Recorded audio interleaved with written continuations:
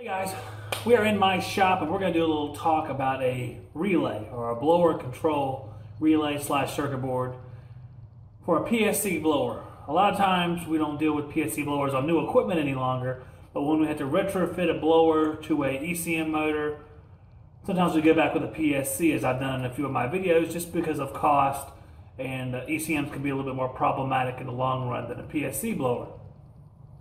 Now, I have fitted several blower controls to those PSC motors over the years, ranging from just a regular 9340 relay to a single pole, normally open relay, all the way back to the ICM251, which we have a video about somewhere. I don't remember where it's at, but it's somewhere.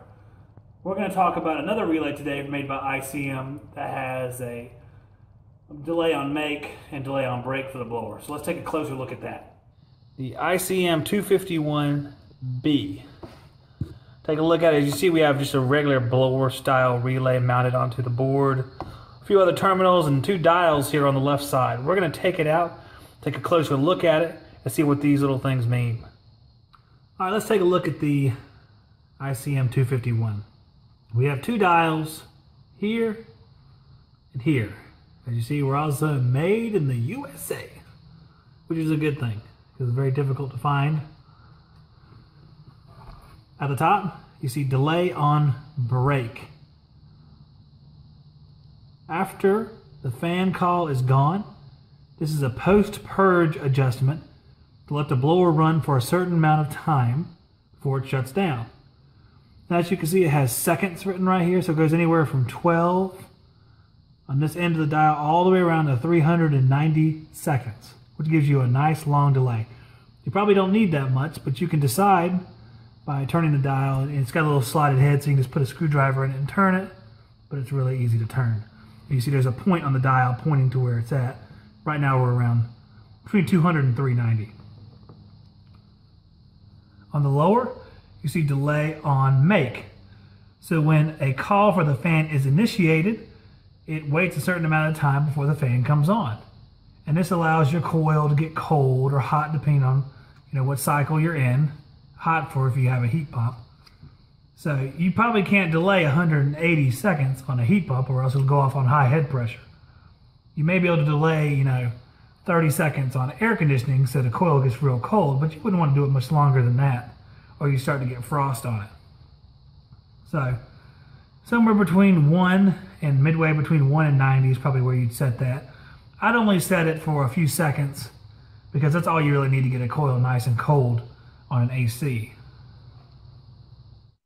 Over here you see we have our L terminal here. That's our limit. A lot of the other controls that I've used in the past don't have this limit, and all it does is that you see down here we have our R running along here, and it passes through a limit switch until it gets to this L. And all that means is if that limit switch opens up, the fan will run continuously. Idea being, let's say you had a really hot heat exchanger, you need to cool it off, it'll cut power to the heat and will keep that blower running so that it'll dissipate all the heat that's on that exchanger. That's the idea. Keep it going, just like a gas furnace limit does. The R will also pass directly to the R terminal on the board, which is right over here. R is 24 volts hot from the transformer, as you can see right here. Secondary side, 24 volts AC. On the other side is the common, which will pass to the C right here. And then you'll have your G, which is your fan, 24 volts from the thermostat, which I typically use green, but I've seen them a few different colors. ICP is a different color, and I've seen different colors over the years, but a lot of times I use green on my thermostat wire for fan. So that covers all of our low voltage terminals right here and our two dials. Now we have our main fan relay, which is a lot like any other fan relay. You'll have your common, which is right here. Then you'll have normally open and normally closed. Now our common will have our speed tap for our blower, whatever speed, low, low medium, medium high, high, however they're oriented. If there's 4, 3, 2, whatever, you'll choose which one is appropriate, put it on that tap. On the normally open, You'll put your power coming in from the main lug, because it'll be switched and turned off until you get a call for fan or a call from the limit switch that needs to be turned on. Normally closed will be your wire from the heat kit or heat strips.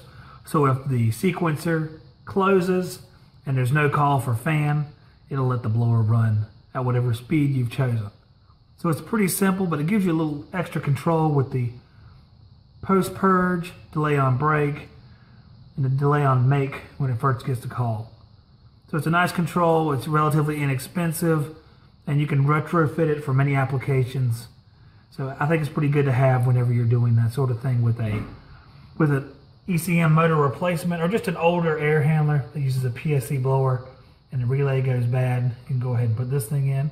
Or if you're changing relays whenever you change a motor, you can put one of these in as a replacement control. So that's it, guys. This is the ICM251, a real good control, low cost, made in the USA. Hopefully something you can depend on for a few years as truck stock.